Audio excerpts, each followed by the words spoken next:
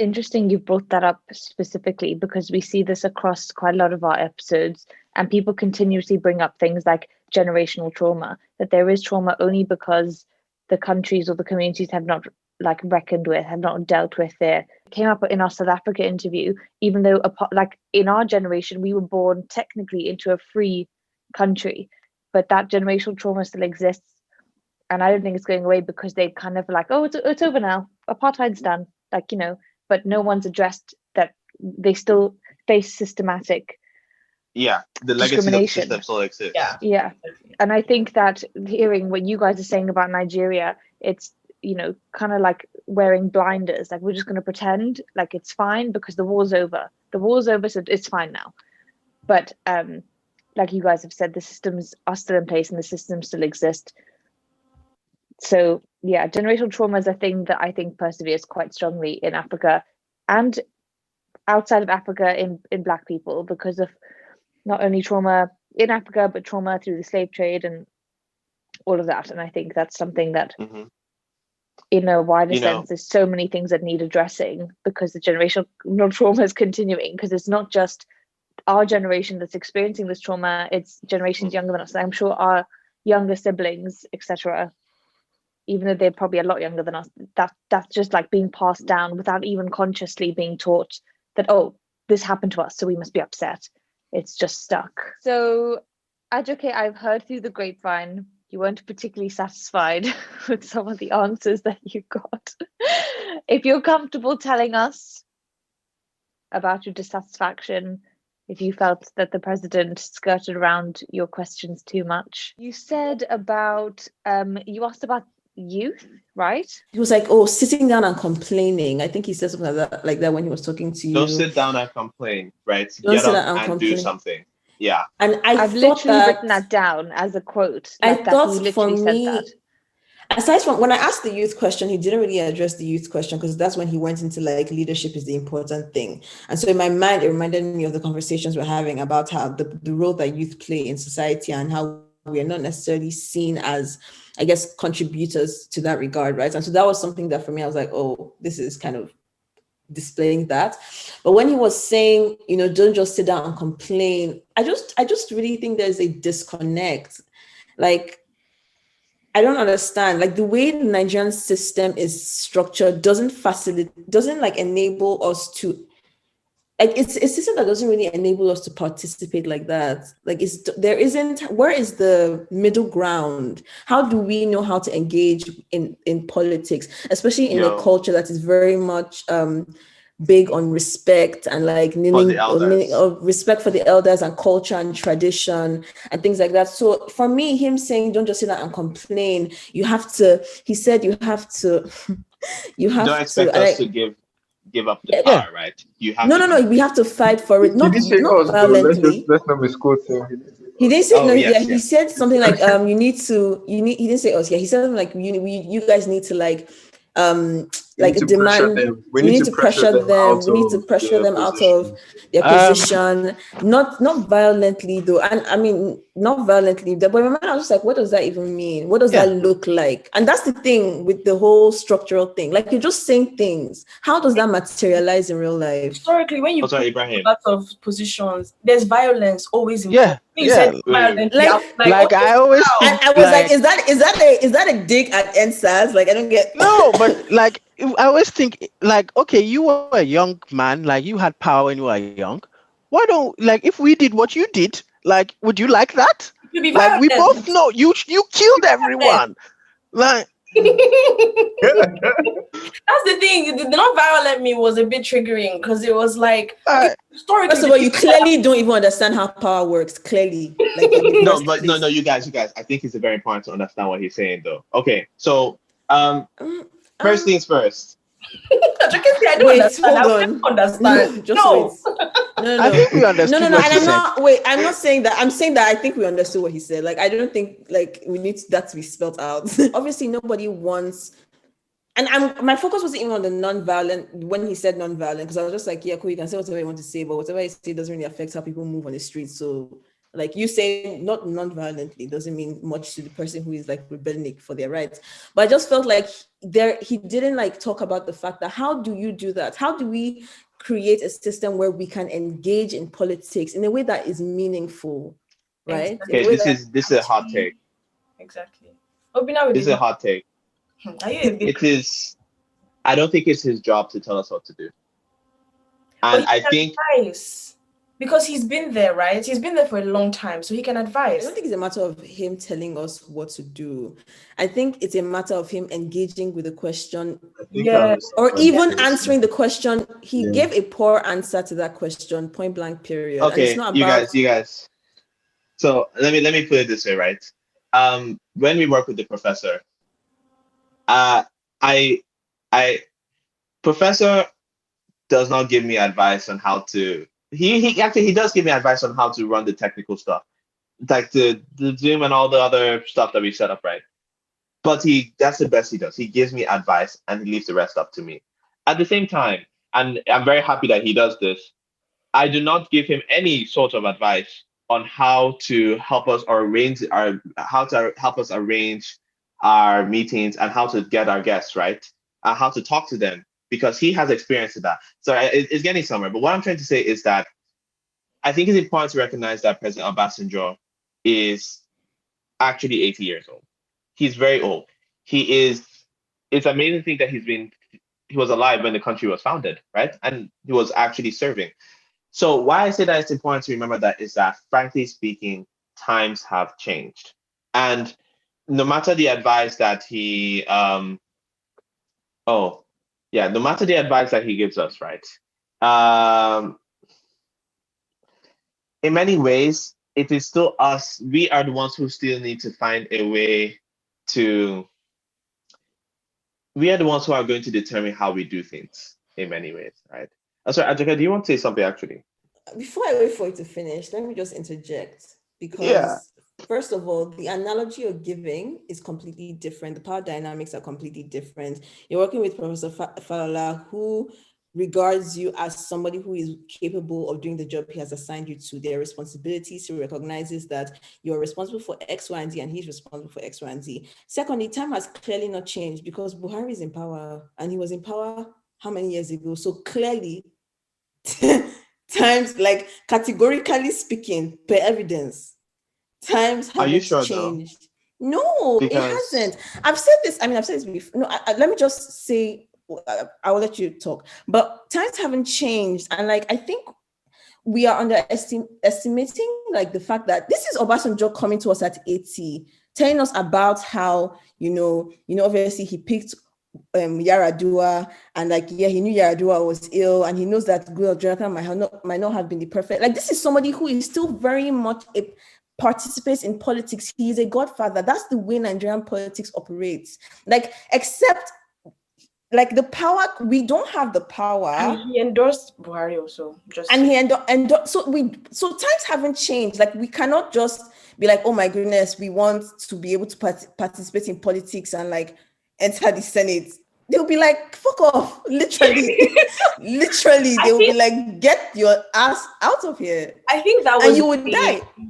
Like he said when he was advising us, like, I was hoping that he would say, this is how you should do it. Know your local councillor, know your local government chairman. Exactly. Young people, and he would tell us, you guys. I know that young people can apply for these positions now, because it's hard. We can't get into Senate. There's only one person under 50. But just wait, right? That might be wrong, sorry. Here's my question. Do you want to change politics? Or do you want to change the systems of politics? Because it is hard to change the systems of politics when you are in the system. Or you can, yes, pretty much. That's the way I put it, right? And I think that is what we need to ask.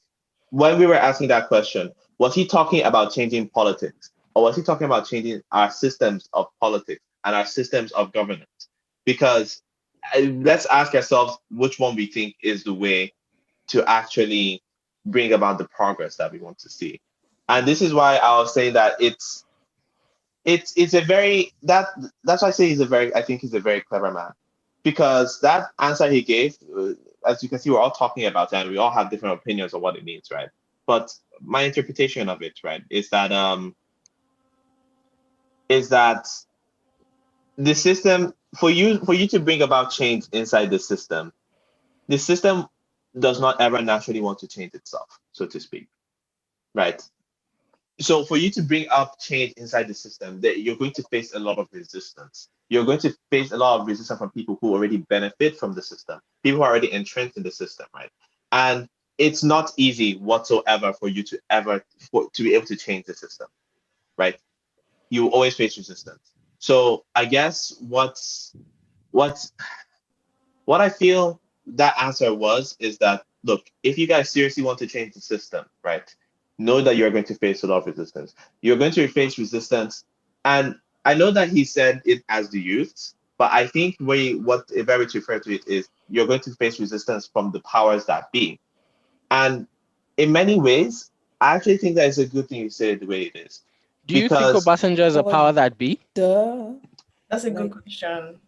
Yes. But he's a power that be that is also retiring. But I think he's a power that yes, be. he has been a power that be.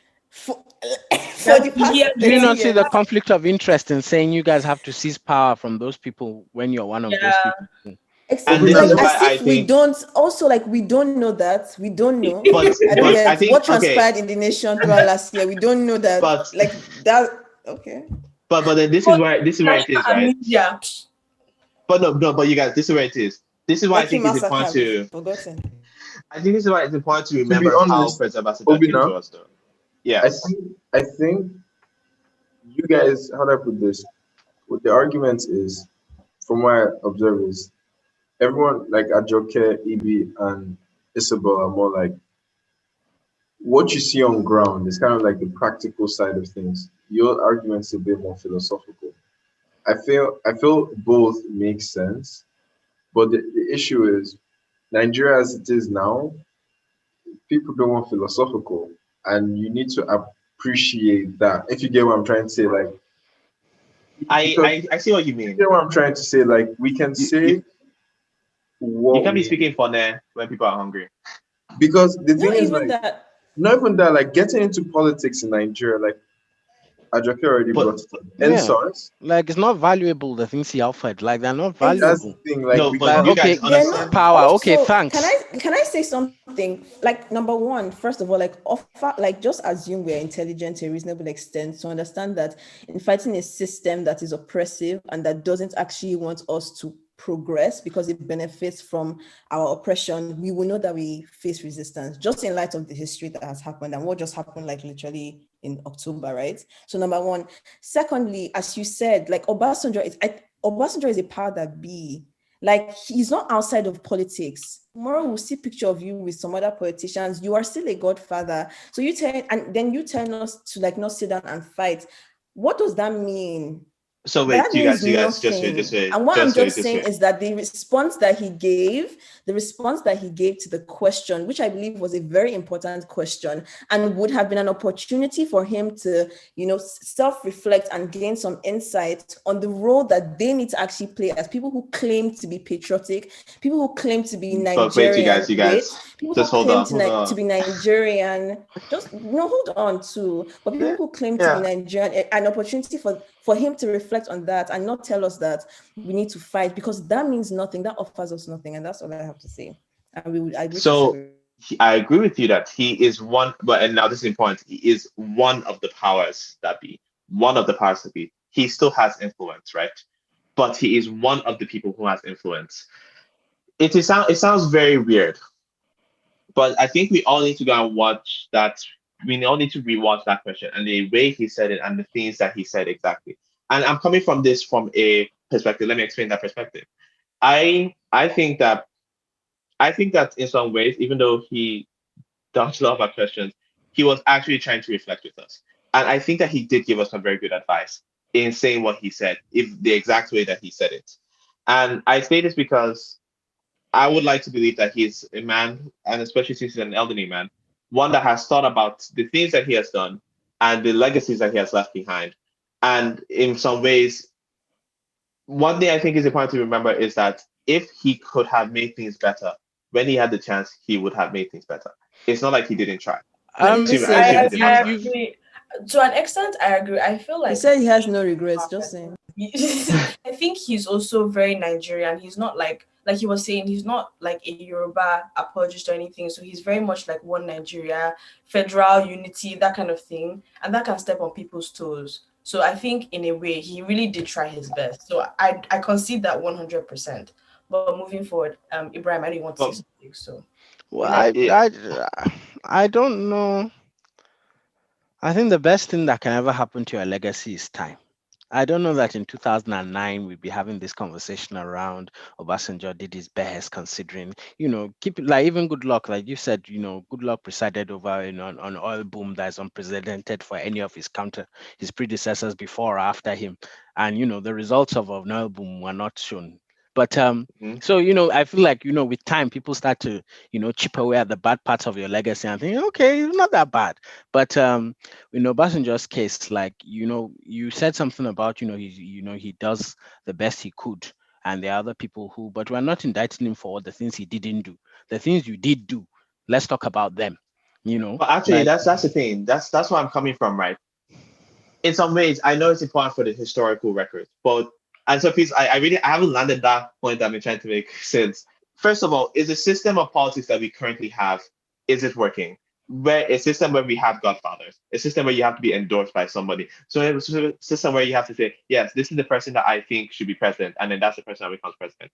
Is that the kind of system that we want to encourage? Or is that the kind of system that we want? Because if that's the system we want, then I agree with you guys.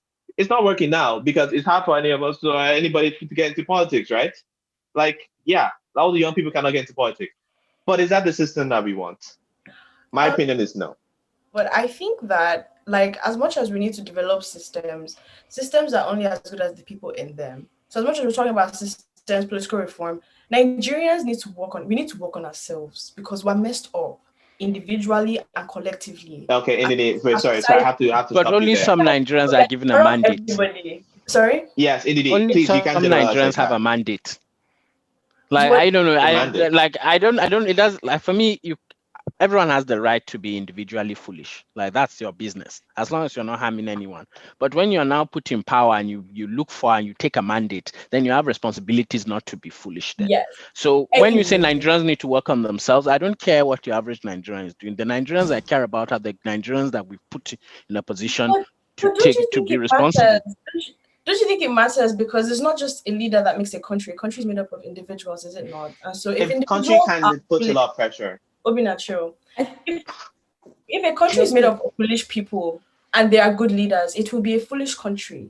America is a great country, not because it has had good leaders. It has had good leaders, good founders, but the people work hard. Those people are enterprising. It's a country of entrepreneurs. And so we can't really say that it's George Washington and all those people that made America great. Like, America is great because its people have something about them. And so I think that Nigerians do need to work on themselves. We need to focus on our society as well. The way that we interact with each other, the way that we interact with public life is not, it doesn't create a system of people that will now go out and flourish. We have not produced a society that encourages people to flourish as individuals. So how, if people don't flourish as individuals, will they go into public life and automatically flourish as leaders? But whose failure is it that people are not able to flourish in their private life? It's a failure. Thank you. That's the point I'm trying to make. I think it's all of us, right? Because I think that we all participate in systems that like perpetuate the things that we don't like. So we think that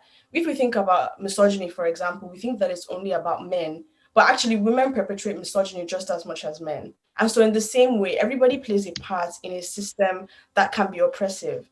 And in the same way, I think that everybody plays a part in a society that is not structured correctly.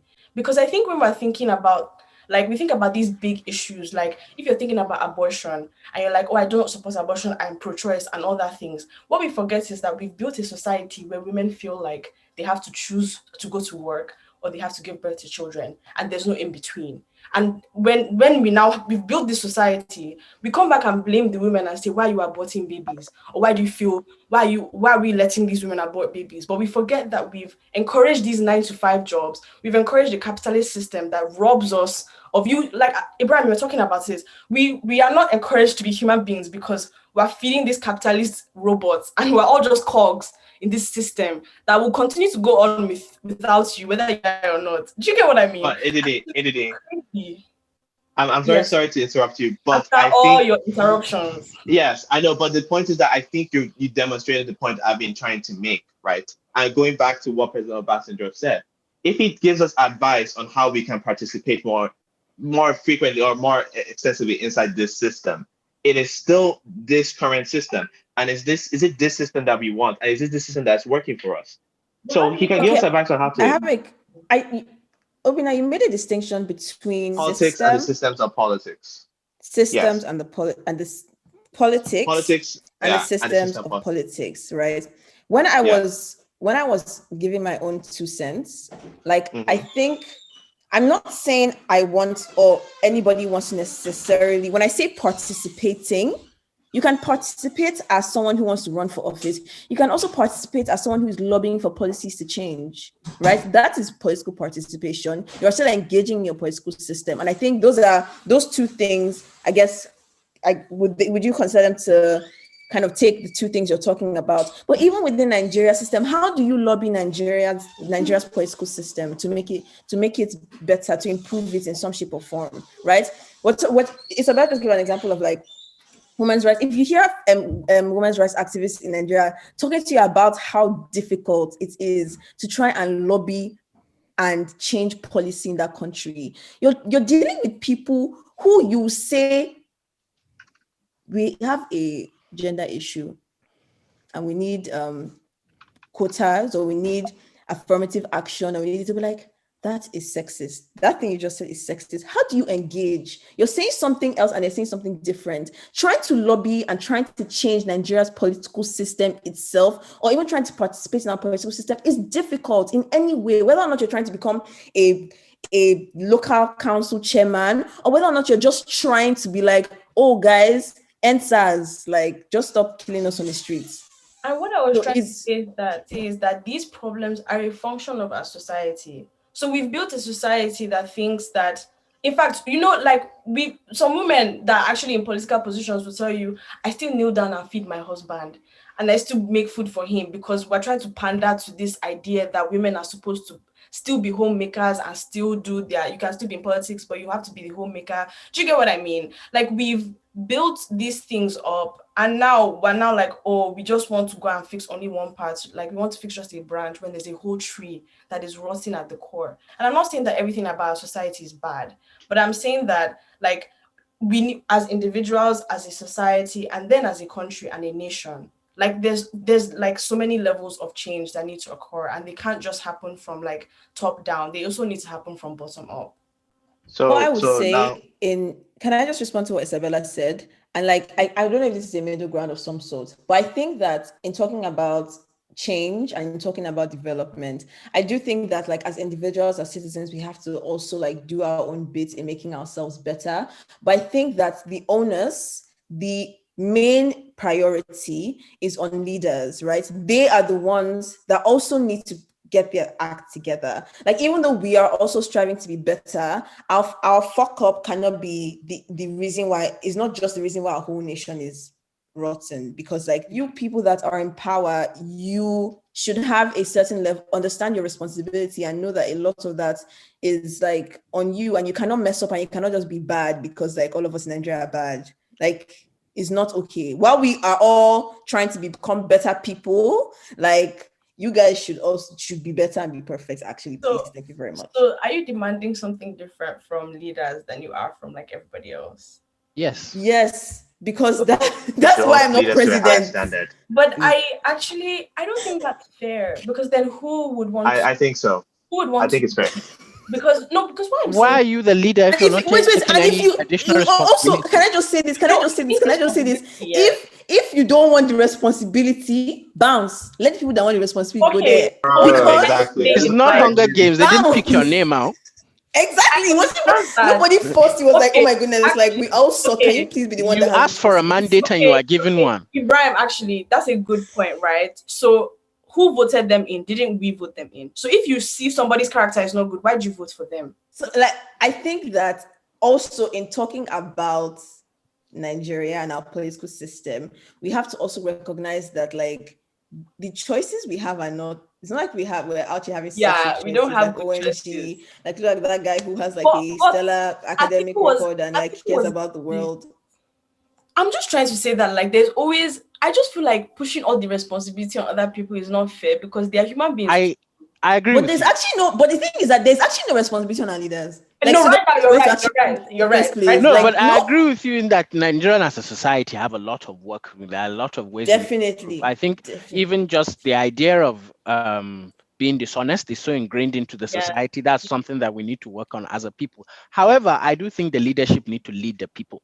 Like, many countries, the leadership had to be like, okay, we can't do female genital mutilation anymore. The society was like, no, we're still going to do that. But it takes the leader to be like, no, we're not going to do that. And then I think that a leadership position demands excellence of you. That's 100%. Like, you need to be at least as excellent as you can be. But I also... No. To lead, you need to be above everybody, I think. Like, to lead... No, maybe not above. What's above? What does that mean? You need to hold yourself to a higher standard of quality. Like, you need to hold yourself to a higher standard of excellence. People need to hold you to a higher standard of excellence. That's what Isabella said. That's what I'm saying. No, but like, you need to do it. Not you shouldn't. Not that you should. Like, you need to. That should be the base standard. Okay, cool. So I understand that, but I also feel like it's not fair because then it almost like excludes us, right, from responsibility. It's like our leaders are like our country is messed up because it's our leaders, and when we don't have any problem with it. But I know someone who made a 10,000 naira donation to Federal Road Safety because they jumped the traffic lights and they didn't want to go to the police station. They had a lunch date. They had a lunch date and they needed to go. Do you get what I mean? It's important to remember that America, and I believe Barack Obama actually said this in his book, America is an experiment. It is still an experiment. Just because things are working does not mean that they have everything down. It is still an experiment that's going on. Nigeria's system is an experiment. Sure, these are not working, but it's important to remember that it's an experiment. Experiment, but we're still at stage one. No, we're still at stage one. We've been repeating stage one. I think America has 200 years on us. It doesn't matter. It doesn't. No, because the thing is, you guys aren't saying contradictory things. That's the thing. I think what's happening is, like, to be fair, Obina is saying things that are more philosophical. When I say philosophical, I mean like they're not it's kind of like, where do we want to be, what do we want to see type of thing, right?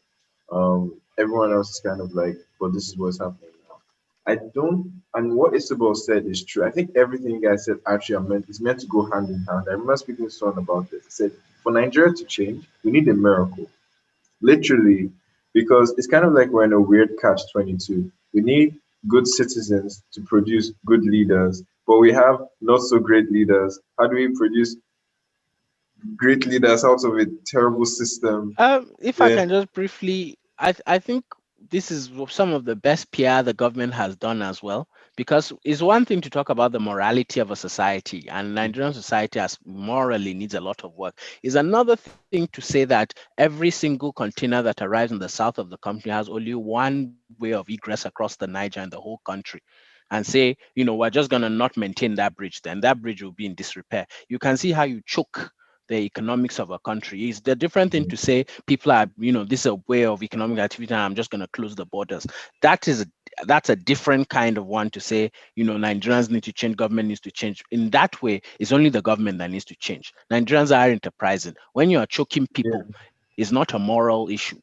The moral issues comes because Nigerians believe in a lot of things they shouldn't, and the government capitalize on that. But there's an economic issue where the government has completely failed, and it's no one's fault but their own.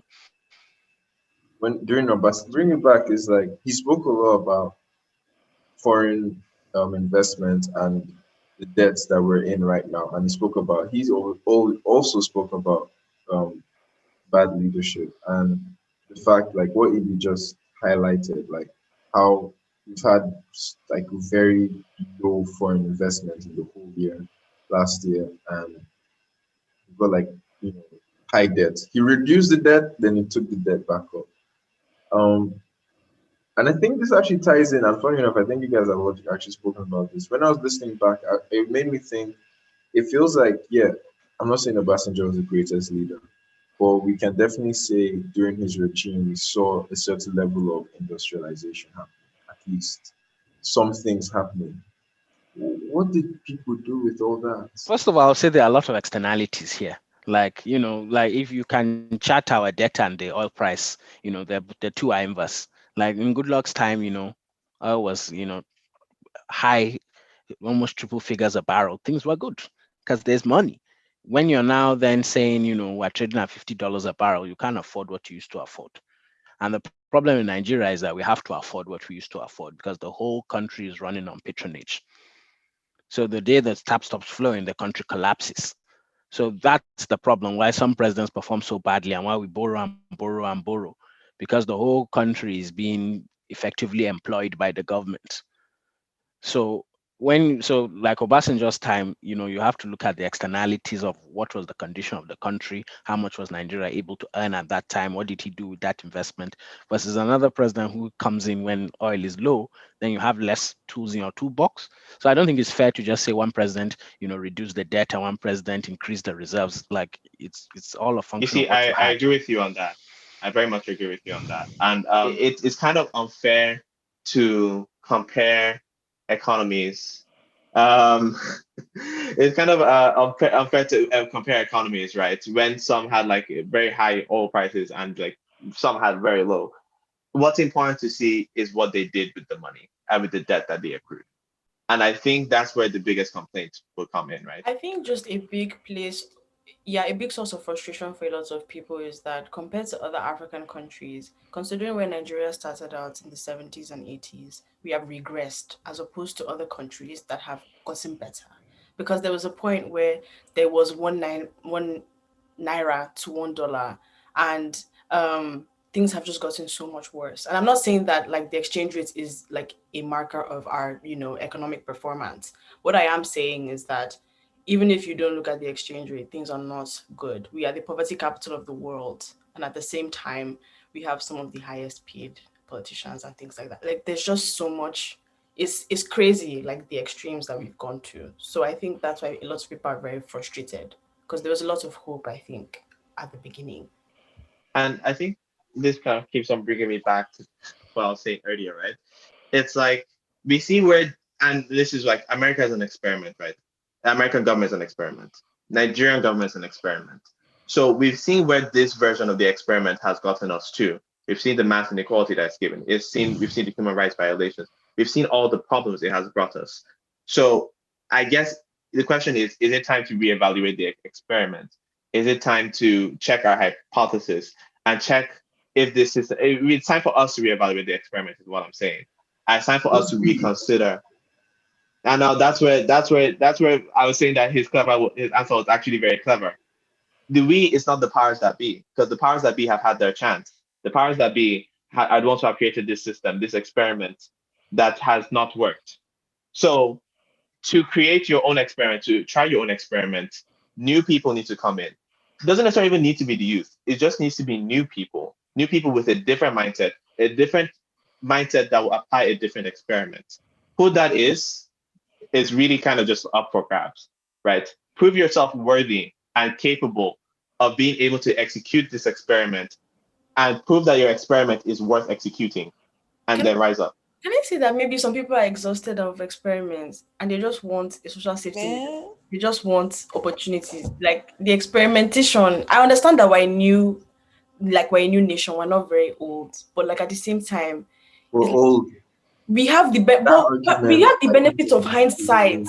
We are looking all over the world. There are so many systems. There is a range. We have communism, we have socialism, we have full capitalism in so many.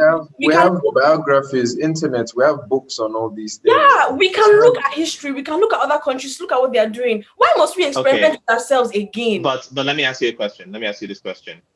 Which one of them actually works? That's what I'm saying. The America that we look to. We have the benefit of hindsight, so we can say, okay, capitalism worked to an extent, but they became predatory, they became selfish. So let's not go that far. They should be regulated. socialism is good because it provides the social safety net. But let's not go too far because it can rob people of their agency. Why can't we just? I guess that's anyway. I guess you're right. Maybe you're right. This is something that came up in the President Obasanjo conversation. Yeah. He said there is nobody that has done it 100%. Exactly. And that is fact. We cannot look at any one country and be like, if I were president, that's how I'd run it. But circling back to what Obina was saying about, we need new people. But Ajoke and Ndidi were arguing this in the beginning of this conversation, saying, how can we inject new blood into politics that is already saturated with these godfathers and who they are putting into power? How are we supposed to enter politics, put new ideas in, if the godfathers and those that endorse various politicians are the people that are running the show?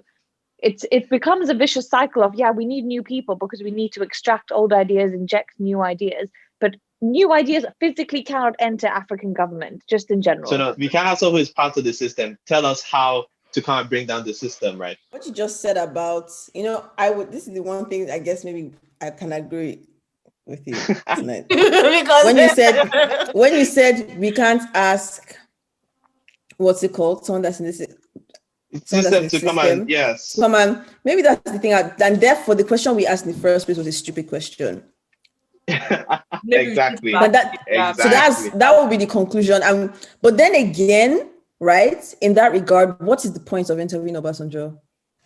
Do you understand what I mean? You can push that to whatever extent that you want.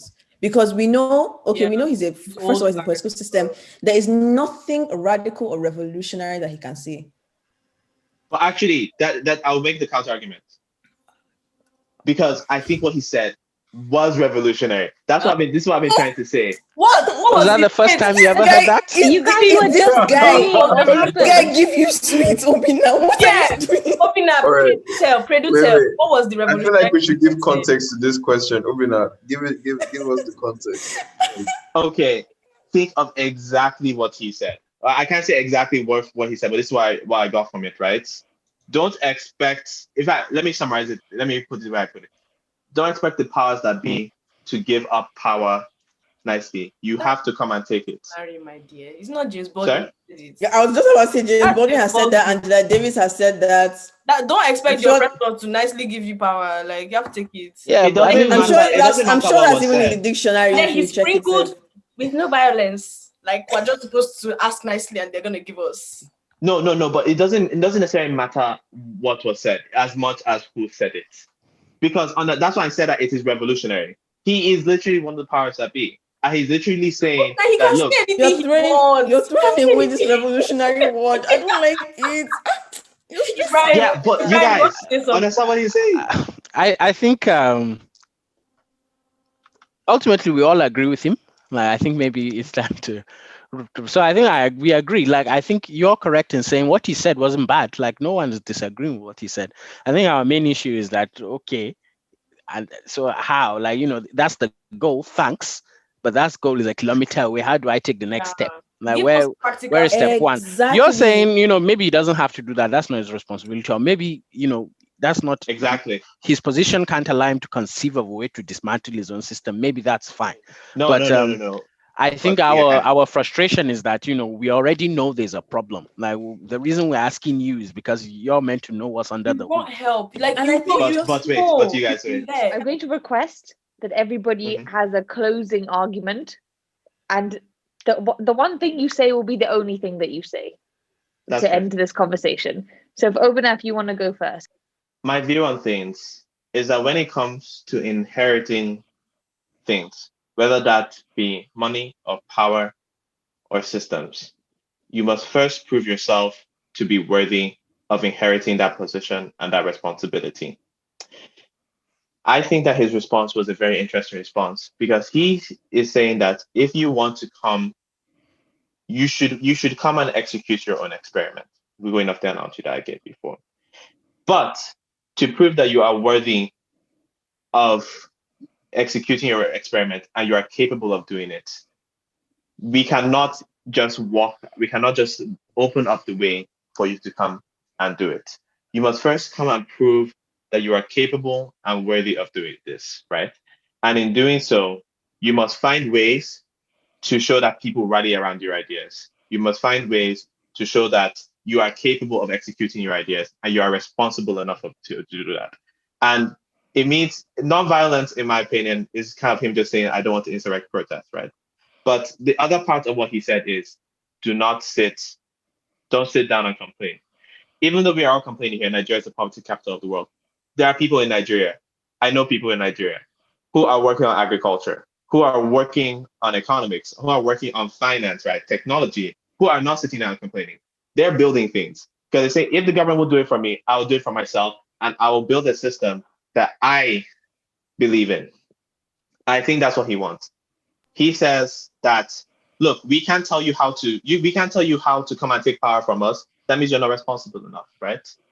So you must first prove that you are able and capable of executing this.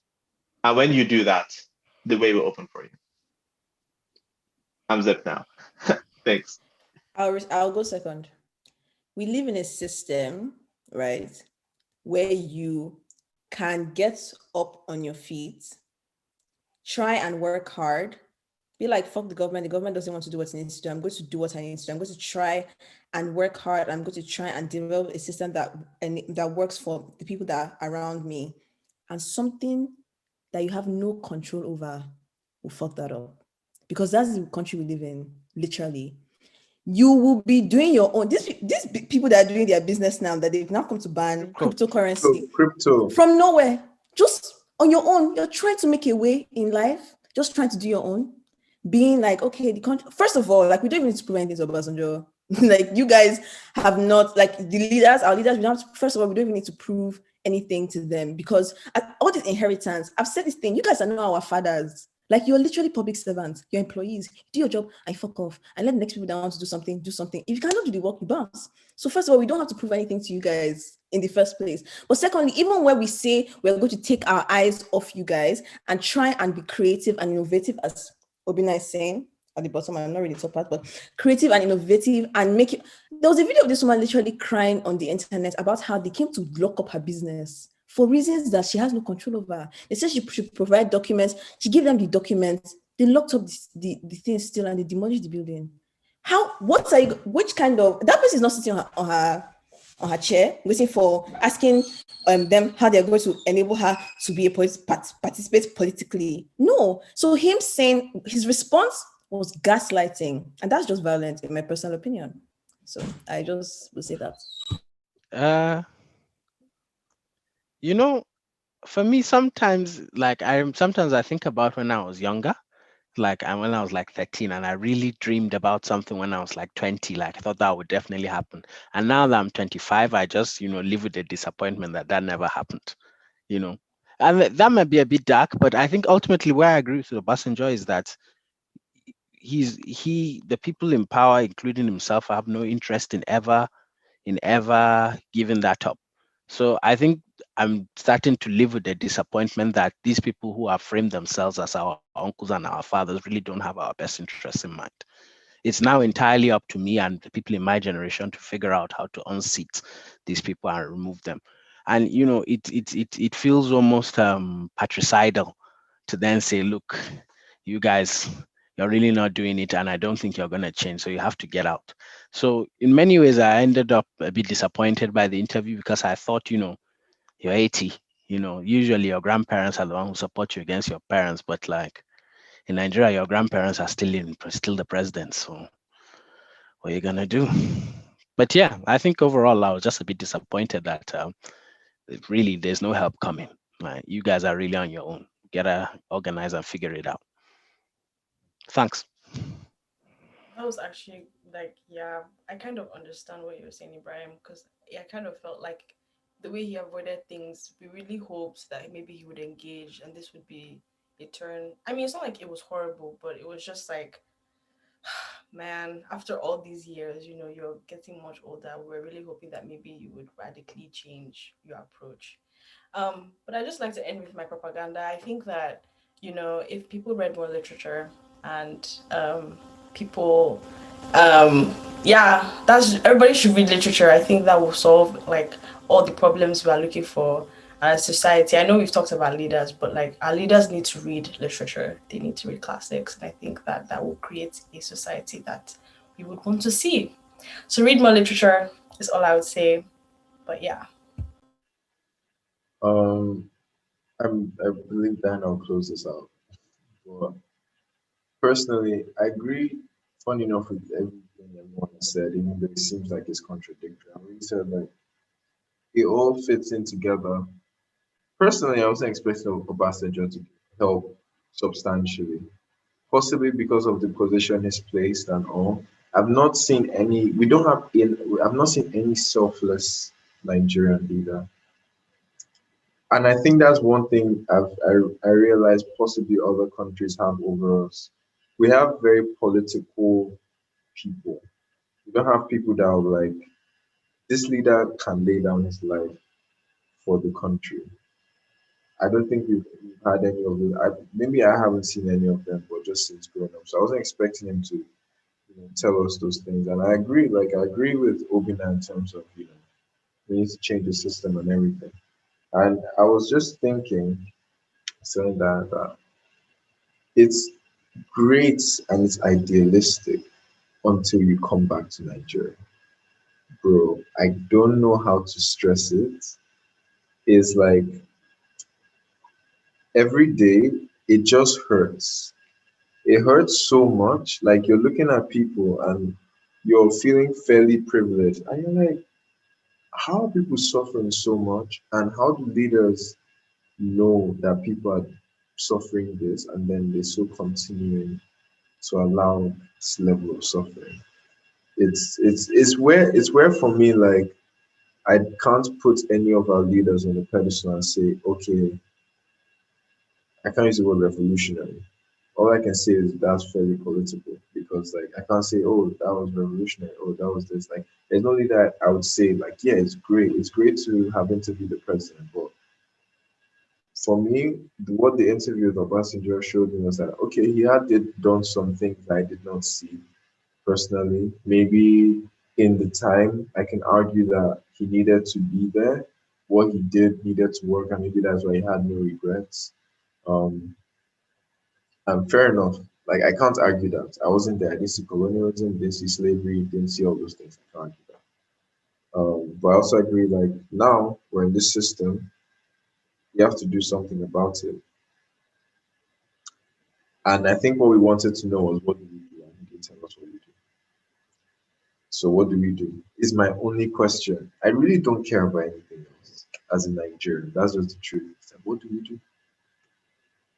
That's the only thing. Like, what do we do? And if until we answer that question, it's just going to be like this circles. But we need to figure out what we're going to do. If not, then might. I know he said we shouldn't be worried, but if we don't figure the answer out, we should.